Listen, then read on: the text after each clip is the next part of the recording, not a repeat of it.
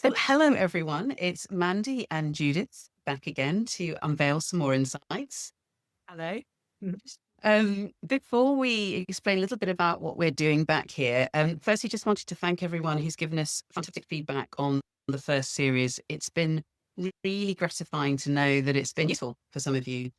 For those of you who haven't heard the first series, just a reminder that it was set up to tackle some of those really knotty business issues that get chucked at us in market research. So we're looking at those from both the client side and an agency side perspective.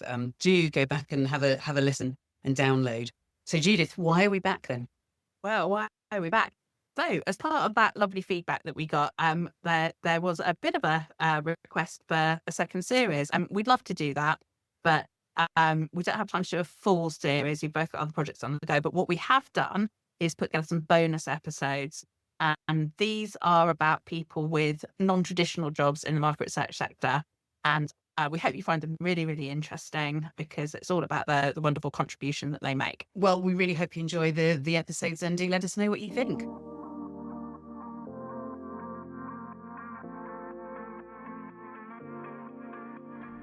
So Judith, who is our guest this week for our podcast? So our guest is Rachael Fraser from Harvest Moonrise, and she's a coach. And the reason that I thought that she would be a great person to interview for the podcast is not just because I have been working with her recently at helping people with their confidence and content, but as a little plug there, but also because she's a super interesting person because she started in the industry as a researcher and she has made a sideways move, and she is now a coach, a leadership coach for primarily people in the industry. And so she's got a perspective from sort of the traditional route through research and also through what she does now, which is very much an adjacent role.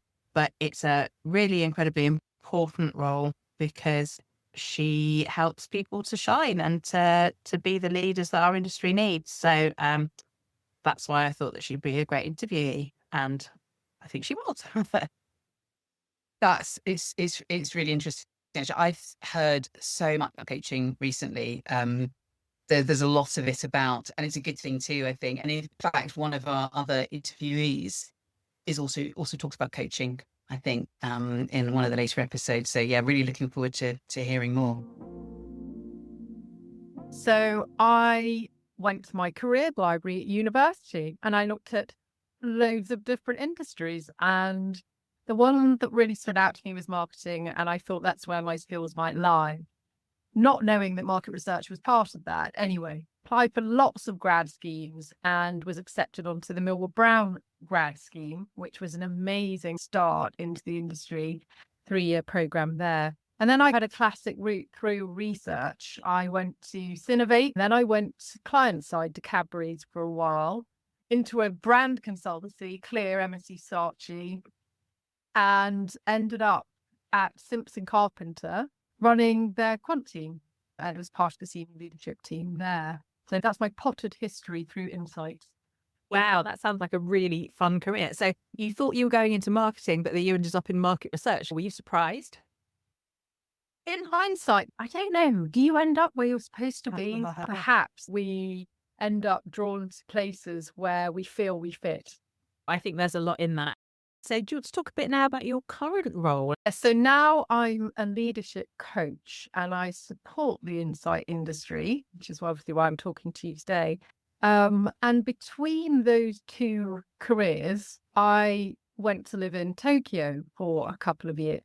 And that was quite life-changing on many levels. It's where I discovered coaching and the power of coaching and what it can do.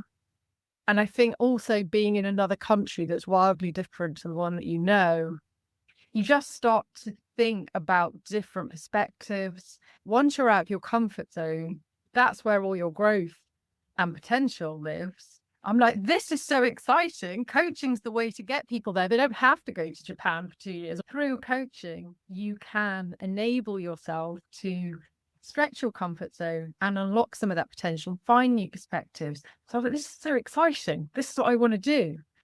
So I threw myself into the training, and I've now sort of brought all of that experience back to my 20 years of life in insight and brought the two together. So I'm really excited about what it can do for the sector. Amazing. It's great when you love what you do and you really believe in it. Like, you believe in the impact it can have. The best thing about what I do is that you get to see the people you work with grow. You get to see them come alive. You get to see them change their mindset. You get to see them put things into action that they would never have done on their own. And it's just so joyful to see, to me at least, to see people fly and just really discover things about themselves that they never knew. I mean, one example I just thought would be useful, a nice little story, is one of my clients who absolutely brilliant at what she does. Brilliant. So efficient, so smart. But then through the process of the coaching, she wanted to advance, but something was in the way. But she was sort of, mentioned how she was reading all these interesting articles on the sidelines of the hockey match at the weekend, watching her kids. And I was like, not everyone does that. And she actually had a really strategic mindset, but she wasn't using it. She wasn't bringing it into the workplace, and she didn't see herself like that. Anyway, we started bringing in these Friday afternoon deep thinking sessions where she would go through all the stuff she'd been reading, what she thought was really interesting. And then she'd look at what was coming up next week in terms of her meetings and what she could take and apply to those things in the following week. So she started bringing it into her role. And slowly, through action, through actually doing things, she started to believe that actually I'm a bit of a strategic thinker here. And everyone started to listen. Anyway, long story short, she got promoted to the board into her dream role, and has since been promoted again. She's just that one thing she unlocked in her mindset. Where can I sign up? That sounds amazing, Rachel. So, all right. So there must be some tough bits as well. What do you find difficult about it or challenging? I think with coaching, you coach a person or a group of people, but there's a ripple effect. Like if you throw something in water and you get those circles, those ever-decreasing circles, there's sort of a ripple effect that moves out. And that's what happens with coaching. You coach that person, but the impact on them will have an impact on the people around them, like their colleagues or their family or their friends. And you never get to see that. You don't see it. You don't hear about it. And there's a sort of it's not a challenge, it's just a sort of sadness. So I can only wonder, and it probably sounds a bit sappy, but I do feel a bit sad. I'd love to see what those ripple effects might be. And then, is there anything that's really surprised you about the role that you weren't expecting when you went into it? Yes, because weirdly, I was a massive skeptic. So I think when you are totally convinced by something, when you started out skeptical, and a few of my clients have been that way, that sort of proves it to you, I'm Wow. a bit of a, well, obviously, cheerleader champion for things coaching. That's really surprising to me, actually, to hear that, because, from having got to know you recently, I would say that, you're such an advocate for this and for the process that it amazes me that you were skeptical about it to go into it. But actually, what a great endorsement that you genuinely were skeptical about it, and you've been so won over, and now you're so positive and so convinced. So, okay, what advice would you give to anyone who is thinking of getting into a similar role? I would say two things. So the first one I would say is get some really good gold standard solid training for two reasons. One, it's not a very well regulated industry. Anyone can call themselves a coach, and they do.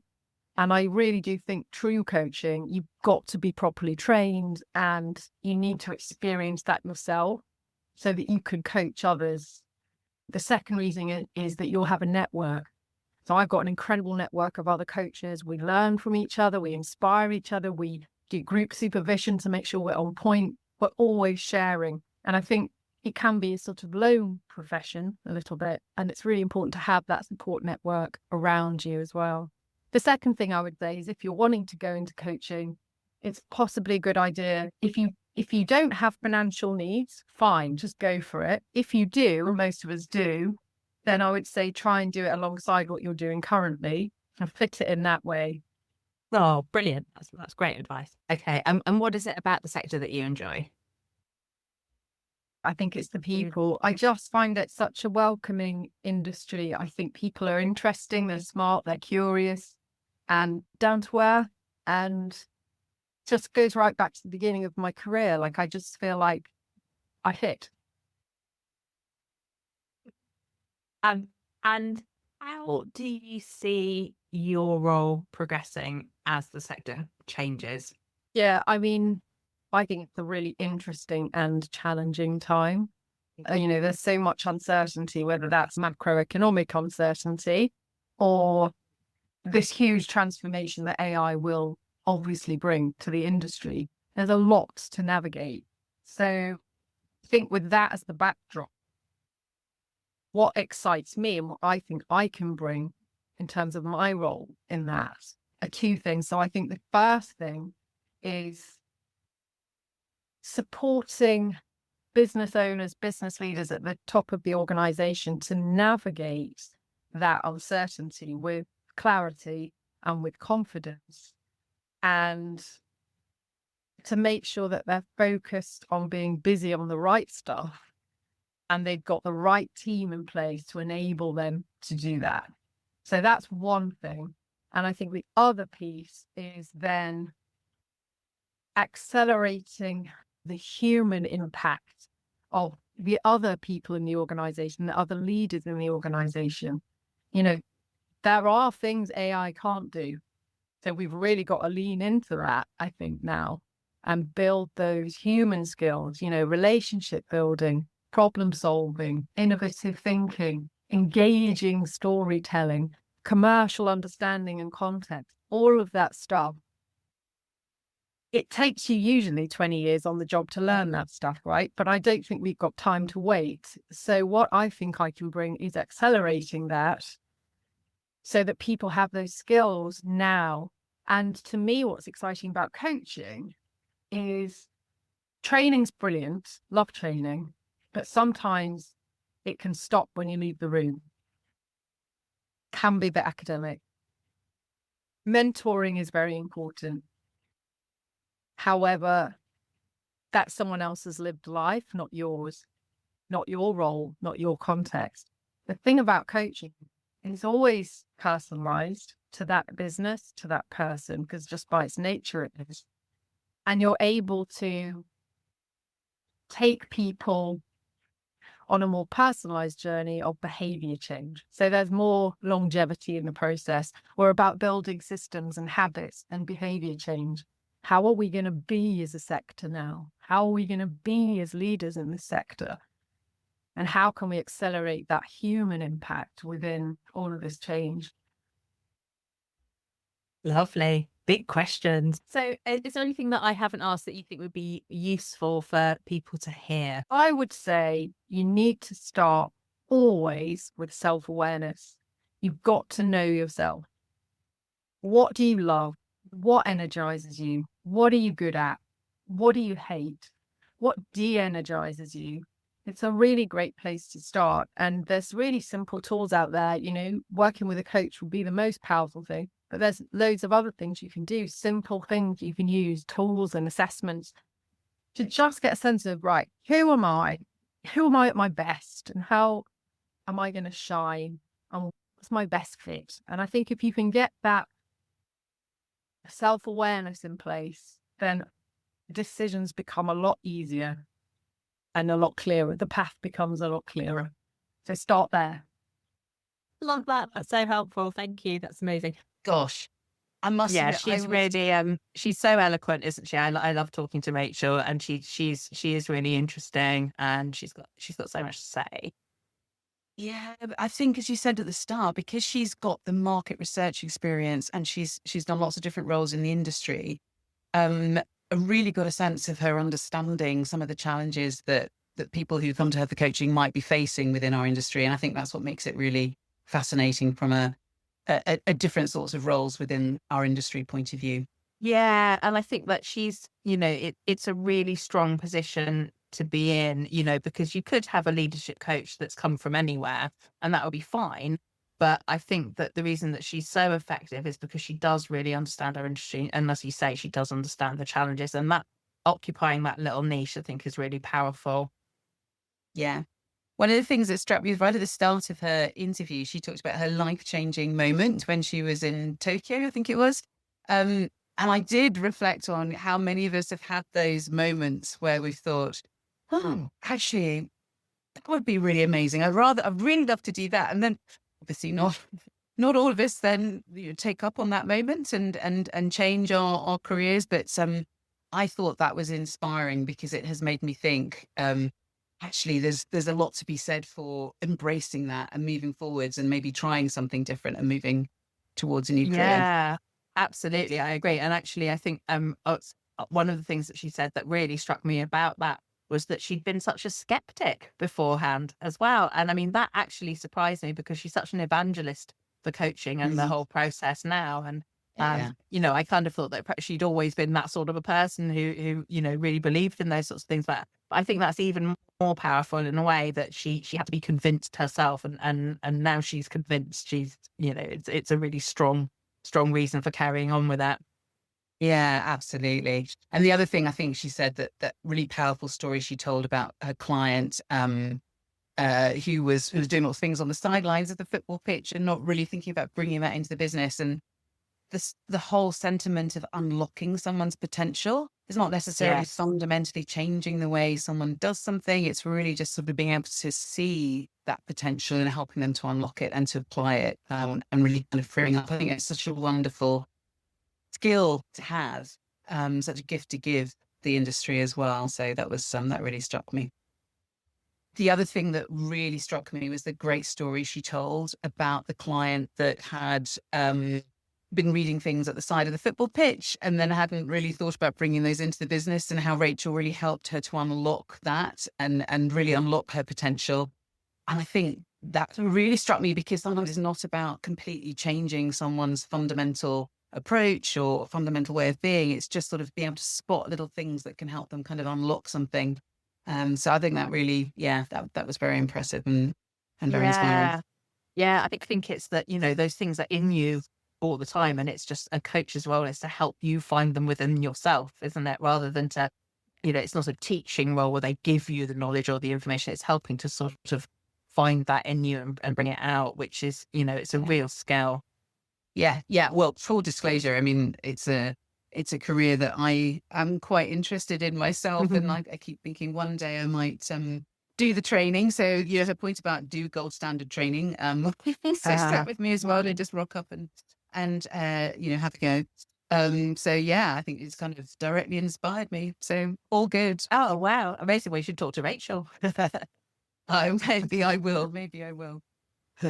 Okay, so I think that's it for this week's episode. And it remains to be said, thank you very much for listening. Please download, like, subscribe, etc. And we'll be with you with another episode soon. Thanks all. You certainly will. Thank you. Bye-bye.